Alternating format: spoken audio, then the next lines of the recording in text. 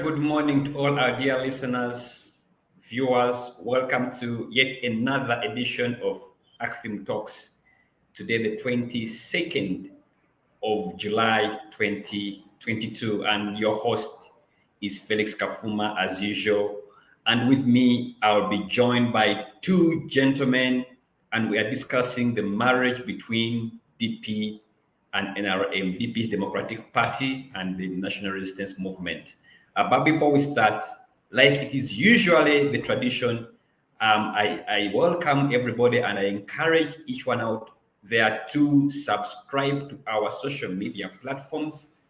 If you've not yet liked and subscribed our YouTube page, you should do that so that you can be getting notifications. We are live on Facebook at Acfim, also live on Twitter, and also live on YouTube, live on LinkedIn, and those should be able to flash on your screen. Yes, you can catch us anytime between now, usually between 11 to midday, when we discuss the topical issues that are happening with the spin of money in politics. With me, I have two gentlemen. Yes, again, it's an all-male panel, and I'm guilty of that. Probably next time we'll see how we can ensure that we have a lady part of these discussions. But I have with me Henry Kasasha and Henry Muguzi. They are both Henrys. I think some time back, I had also a panel that had people with similar names. Today I have Henry Kasasha, who is a political analyst. He's also a democracy expert and a pioneer at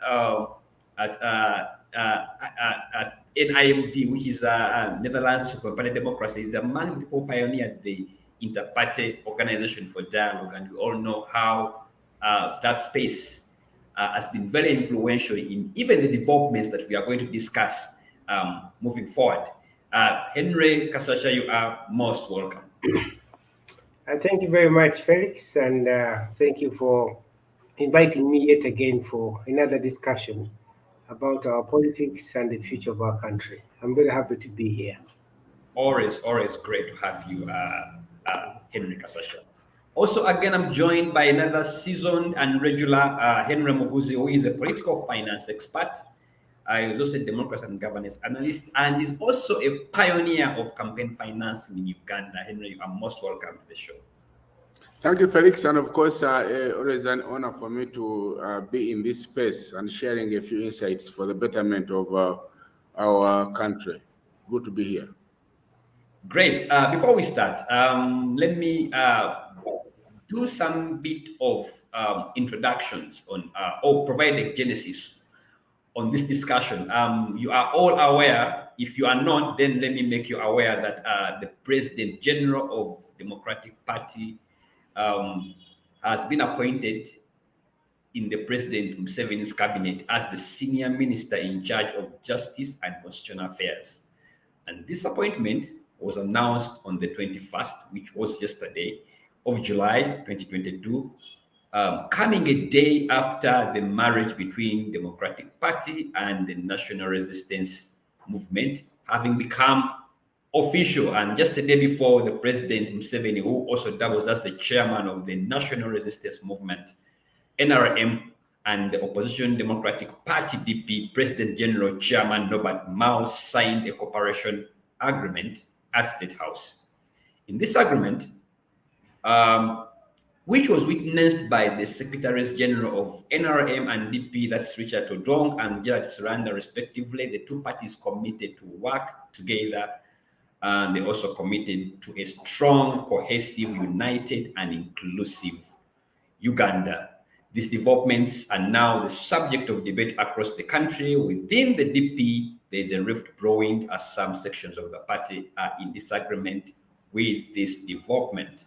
Some have called it a betrayal, others a sellout, and to some other a confirmation to what they already knew. In the NRA camp, the Mao acquisition has been seen as a huge score.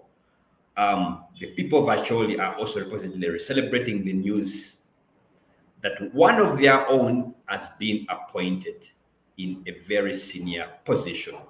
Political analysts are weighing in on this matter with divided views. Some are supporting Mao's move and referring to it as mature politics, while others are disagreeing with this move, looking at it more as of DP getting in bed with NRM. Acfim Talks now weighs in on this debate in today's edition.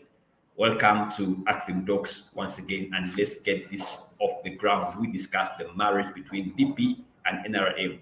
What does this mean to Uganda's democracy? So, gentlemen, let me start with you, Henry Kasacha. What's your take on Honorable Norbert Mao's appointment as a Minister of Justice and Constitutional Affairs? And what is it with the timing? Why now? The president is out of the country. Actually, this news filtered in through social media. Well, I think that thank you very much. First of all, I want to congratulate my friend Norbert Mao upon his appointment. I have already tried to reach him and have not yet been successful to extend my congratulatory messages and also wish him well and good luck in his new portfolio as Minister of Justice and Constitutional Affairs. I think Honorable Mao has been appointed to a very key and central ministry, which is critical at our political junction in which we are, where the country is talking about reforms. And Honorable Mao has also been very, very strong advocate for various reforms, many of which are legal reforms. So he's going into this ministry is a very delicate decision, and it's a very courageous decision because one, there's the expectations, but of course there's no guarantee that he's going to deliver. And he's going in and failing to deliver has serious political consequences for him and his political career. So I think that overall, he's going into this ministry is a good one, but it's also a gesture that maybe we can explore and see whether something can happen.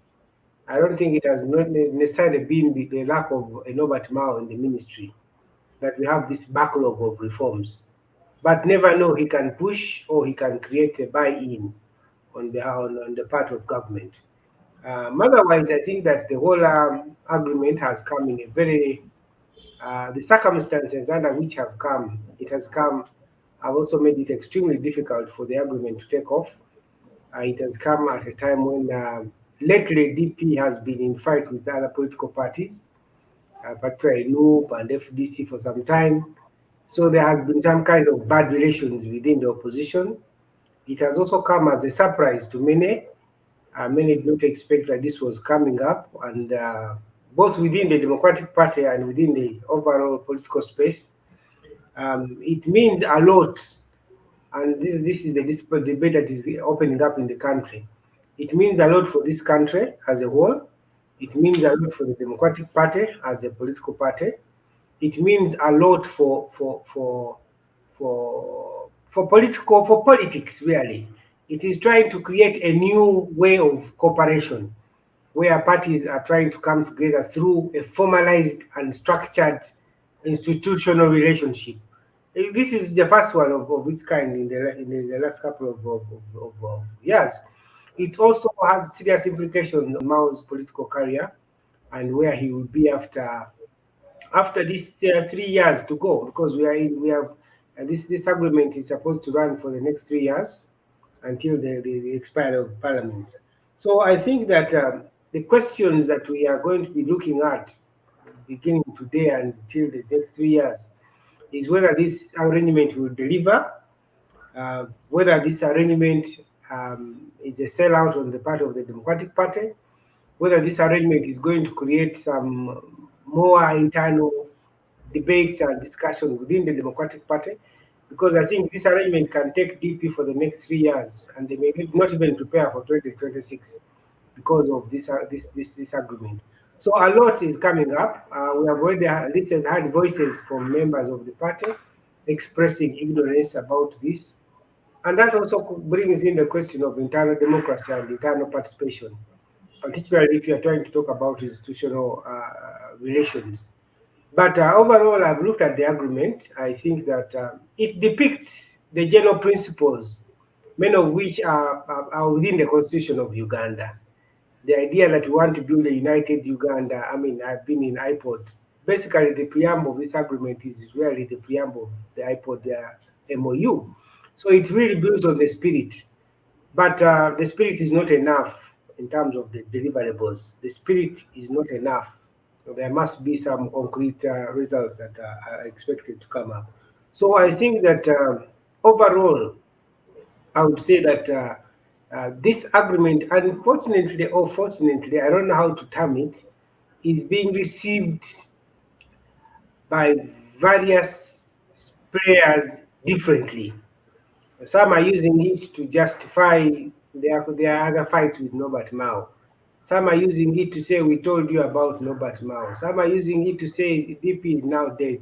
So a lot is likely to open up, which unfortunately has not been taking place. The idea of cooperation and political parties working together in Uganda has been basically an electoral issue. After the elections, they close the books and they go away.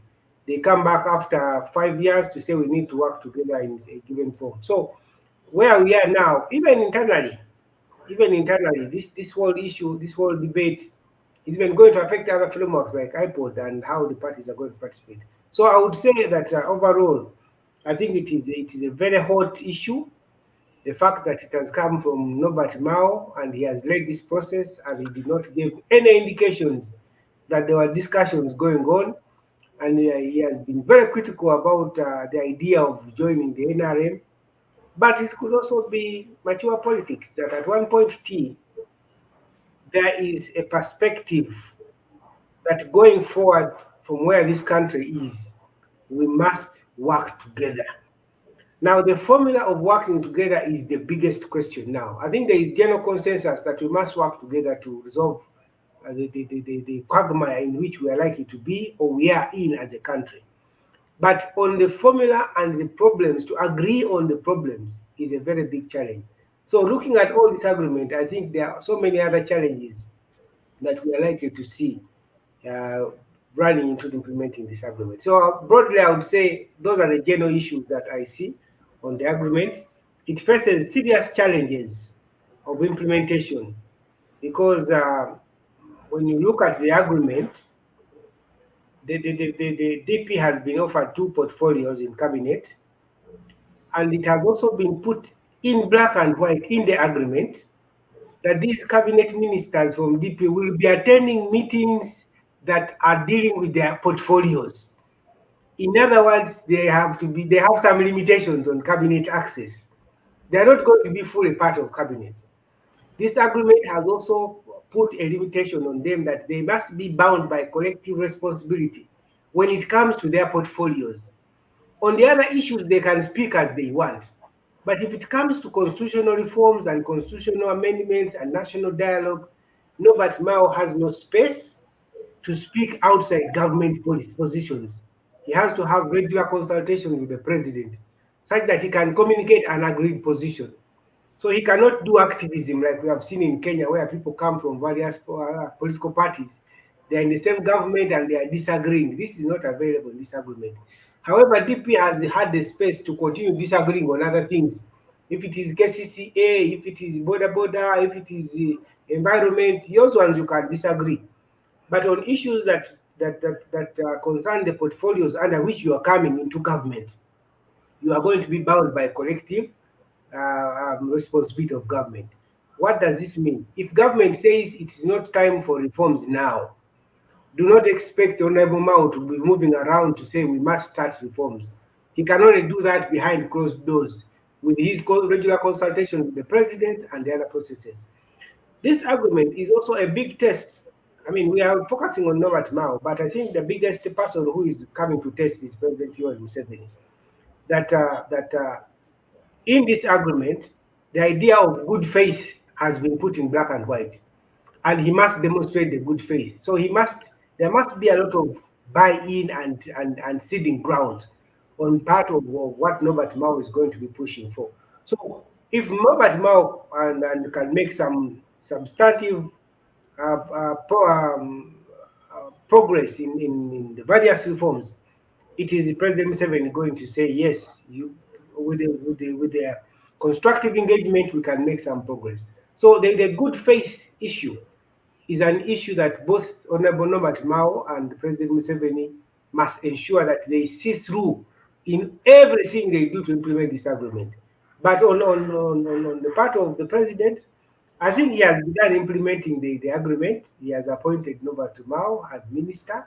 DP still has to nominate the other portfolios. So now that is in their court. If DP does not nominate members of parliament to take up those positions, there is no problem, but it is in that docket. So I think it has wider implications, including the general transition processes.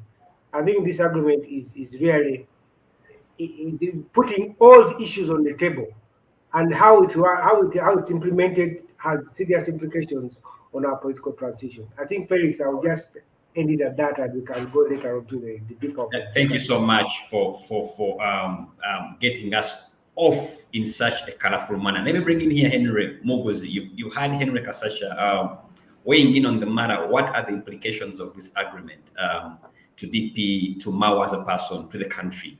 Henry, your thoughts on the appointment, your thoughts on the timing, but also who stands to benefit from this cooperation agreement, and also who stands to lose? Thank you very much, Felix. And of course, my colleague, my namesake, quite an honor. Let me start by also congratulating my good friend, Norbert Mao, upon landing this important appointment as a cabinet minister. This is the one portfolio that was a long time coming to him, I think.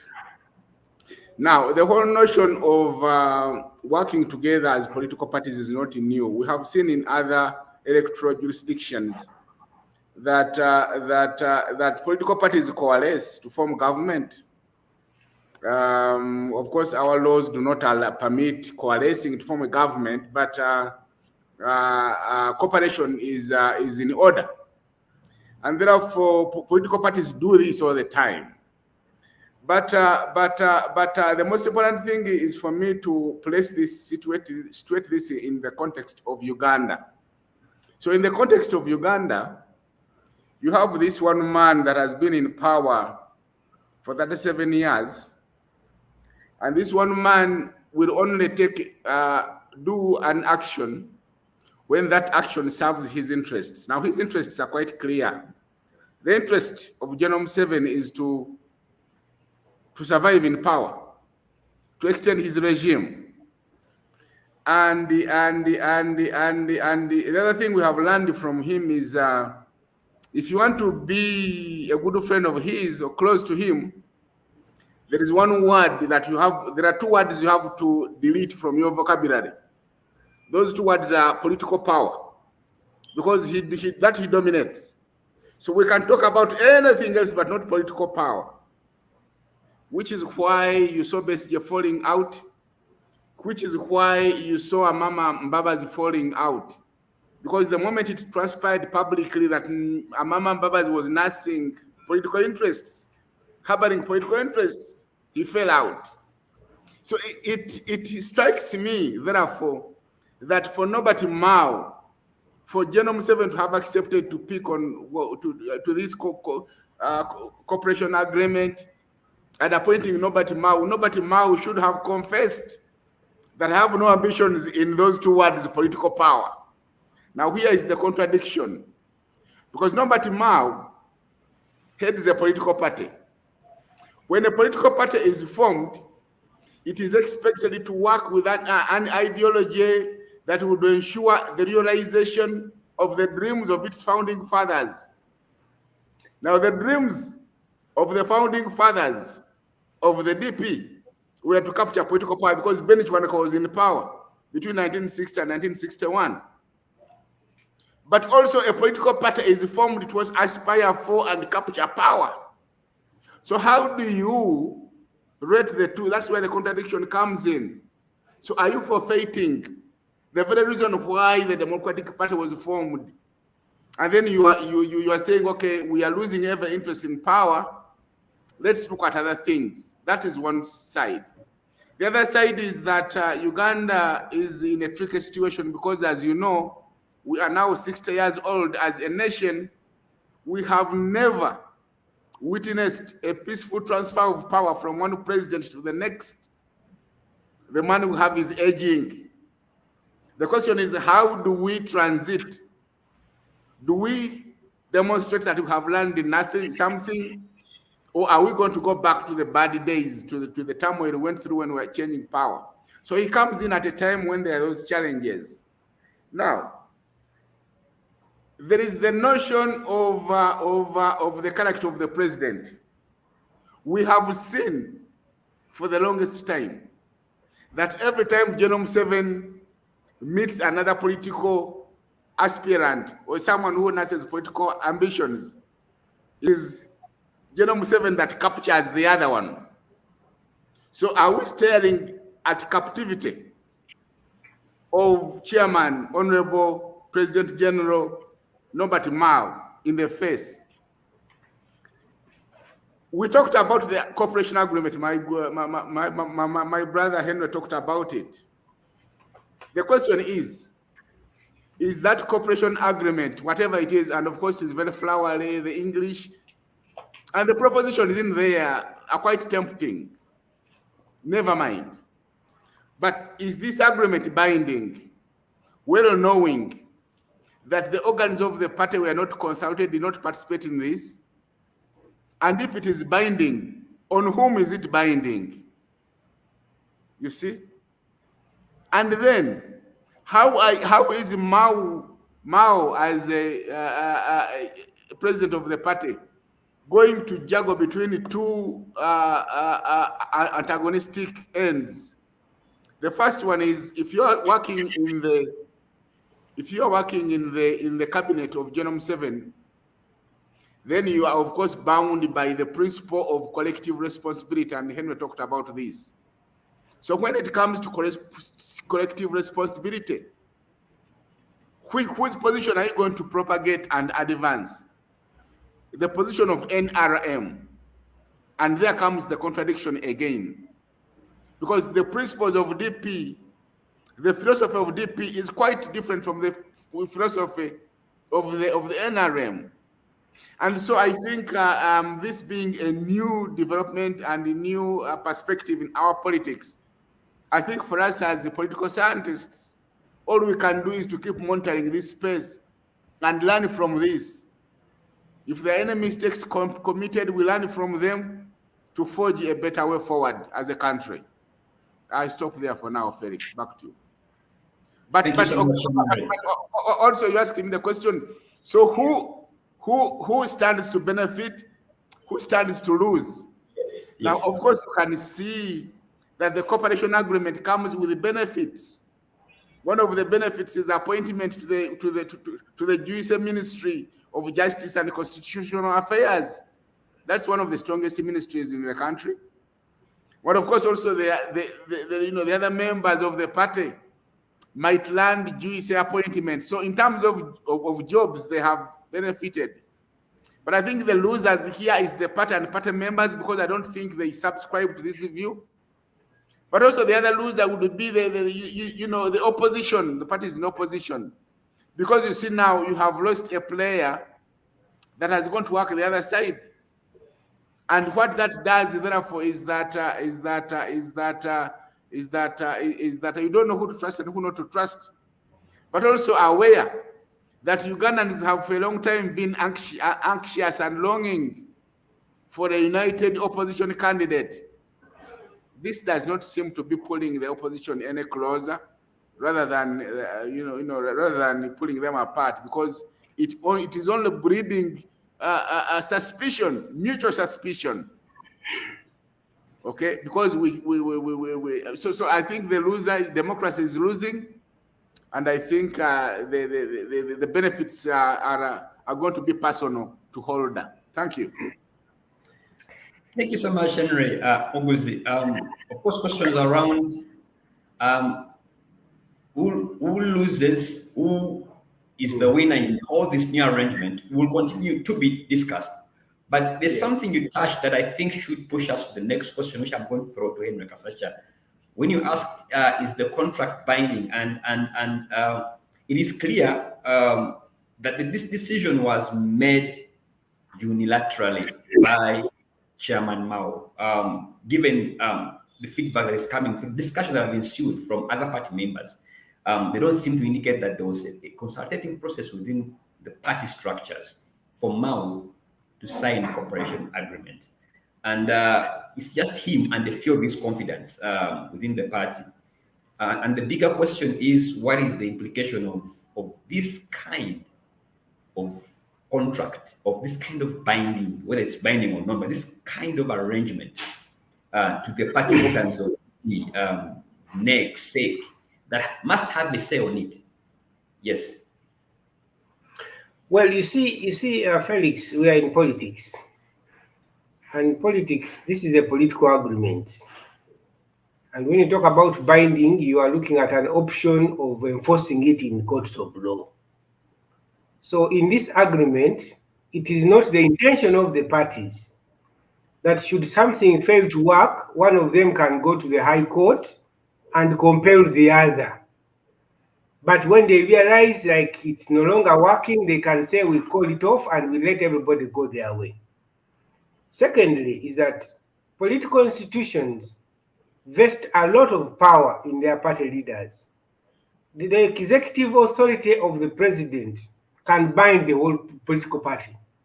Right now, nobody can say DP is not in agreement. Whether the organs were consulted or not, the president of the party has powers to commit a political party within a given framework. Likewise with the NRM, I think you can look at DP today, but tomorrow we can say we are the sake of the NRM consulted. So when these organizations are established as political organizations, especially in our developed countries that have big man politics, too much power is vested in a leader to make decisions and update you as you go along, which I think the Honorable Mao has said is going to take this agreement to the party to understand it and bless it. Not to approve it, not to veto it, but they will have to say this is where we have gone. But if the party takes a decision, they can say we are out of this.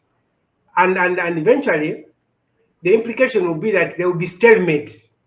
DP has committed to support government positions in parliament. So if DP MPs in parliament are not supporting government positions, the NRM can reach the Honorable Mao and say, but what is happening? We agreed. This, look at the behavior of your political players. Then that's going to be another process. So eventually, those are challenges that will make the agreement fail to work. But so the issue of binding or not binding does not arise in this situation. It is a gentleman's understanding. It's a political agreement. They have agreed to reach political objectives through their own lenses. So they can always shift the posts. Tomorrow they can amend the clause and say we need another portfolio. The other day they can amend the portfolio and say no, we should be allowed to attend all cabinet discussions. If you look at the agreement, they have restricted on what documents will be shared by the DP in terms of consultations. So this agreement, unlike other processes, and I think this is very critical as we're trying to look at it, it is trying to make an institutional arrangement. It has provided for a consultative framework. The NRM has committed itself in this agreement to accommodate DP policy positions. So the assumption is that DP has a functioning political party that generates policy positions, that before the NRM consults on anything or it brings anything on the floor, there will be a backdoor consultation with the DP leadership. And this is going to, and this is the bigger part that is not seen on the paper of this agreement. It assumes that these political parties are functioning institutions, that they have a policy on environment, they have a policy on oil, they have a policy on relations, they have a policy on this. Much as the NRM is in government and is going to lead government business, the NRM has committed that we shall have a backdoor consultation with DP members on various issues to accommodate your concerns. So if, for example, the NRM is going to bring a policy on the oil, let me use oil, and the president is pushing, or even this coffee agreement of coffee and all these the investors who are coming in where we are having trouble, the NRM will commission a special consultation to say, DP, our partners, what is your opinion on this? So DP and NRM have gone into a marriage-like situation where a husband wants to drive through Kampala Road and doesn't know where the wife is going. So you ask the wife, should I use Makerere Road and I drop you in Wandegea? Oh, no, please use public service and drop me here. So it's not going to be like a taxi you are boarding and the driver is just driving. You say via Mao, you are taking a different route. So this is what is embedded in this agreement, that the NRM will be consulting DP at a regular basis. It even gives 3 months for the party presidents and regular policy consultations. So this agreement puts a lot of burden on the Democratic Party to create a semblance of consultation. So each time there's something going on, DP has to have a position, and they have to influence backdoor, such that in Parliament they do not have a clash. So NRM is likely to make some concessions behind the scenes after having listened to NRM, to DP. This is the assumption.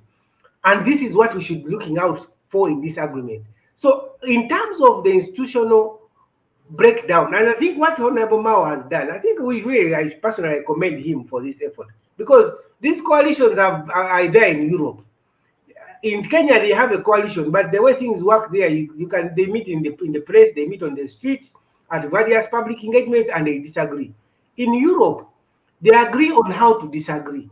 They say, no, on this issue, we are not going to support you. On this issue, consult us. If you don't consult us, don't proceed. So even the ADP in this case would not allow the NRM to proceed in the face of this agreement if they have not consulted them. Now, if that is the position, there is a stampede in the Democratic Party. So chances that the internal consultations in the DP to come up to live into this agreement are not going to happen. Because what is happening in DP, it is now a stampede. We don't like this.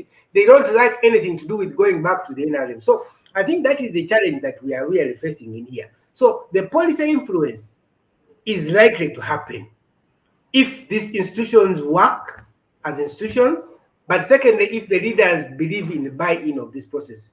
DP, I don't want to say that DP is gone. The ancestors and the founders are going to remain where they are.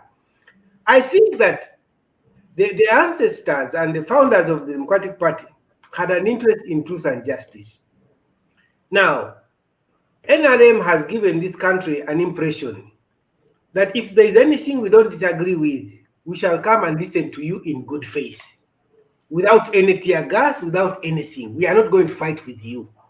If they are going to disagree on public order management, if political parties are having, and this is likely to come up, if, for example, NUP is having an activity and the police is stopping it, and the DP has an opinion that this is against the fundamental values we believe in, the values in our memorandum, DP should not go and call a press conference and condemn what is happening.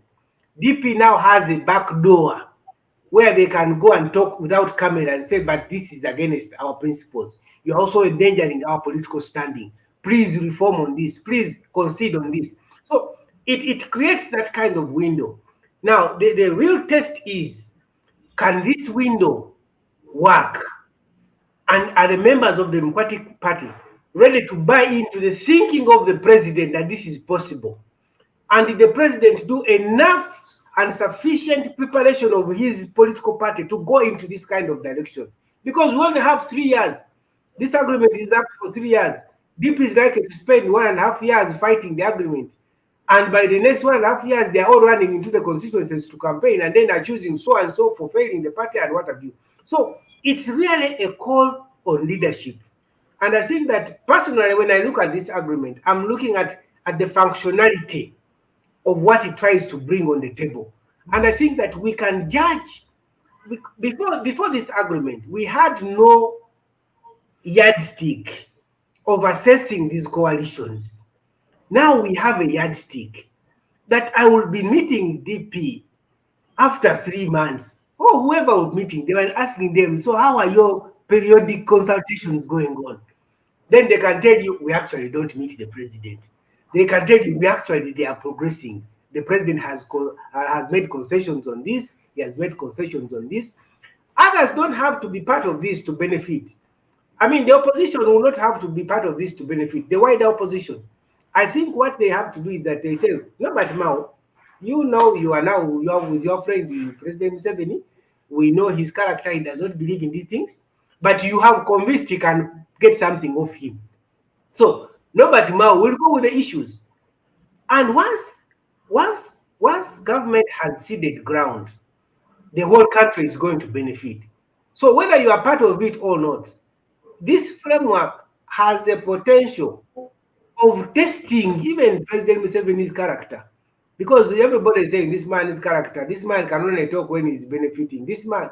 Now, he has had somebody who has offered his political career to sacrifice and give him the opportunity to say, I have a different character. I can listen to people and make concessions. But if they have fundamental differences on the political problem, nothing is likely to happen. And one of the issues is what Henry has talked about. This country has never had a peaceful transition of power. President Museveni has a very fundamental position on this one. He said it in iPod a couple of years ago. He said, no, when we made the constitution, that was solved. Nothing is going to happen in here. So he does not see the other issues they are seeing about a peaceful transfer of power. And it is through this agreement that they have to show him that the way things are happening, what is in the constitution cannot work in the spirit of the constitution.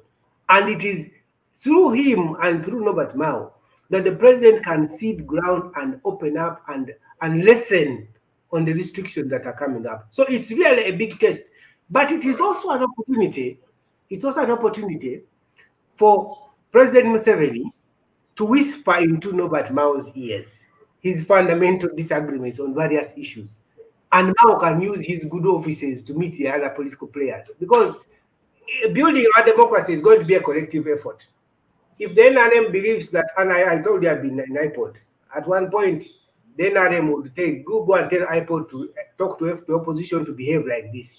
So you have to have the back door. So now, Honorable Norbert Mao has offered himself that if there are concessions the NRM wants, which they cannot speak on the floor of parliament, they can go through Mao quietly and say, but you see, these people are doing this. It's also angering us. Then they look for some kind of balance. So overall, Uganda stands to win and Uganda stands to lose. How is Uganda losing? Is that a framework that is being yearned for may not work, and this may frustrate all the hopes of Ugandans that these so-called agreements are useless. Let everybody feel for themselves. I think I'll put it at that, Felix. All right, thank you so much. The bigger question, though, whether this works and in whose interest. Let's go for a break, and when we come back, we'll continue with the discussions shortly.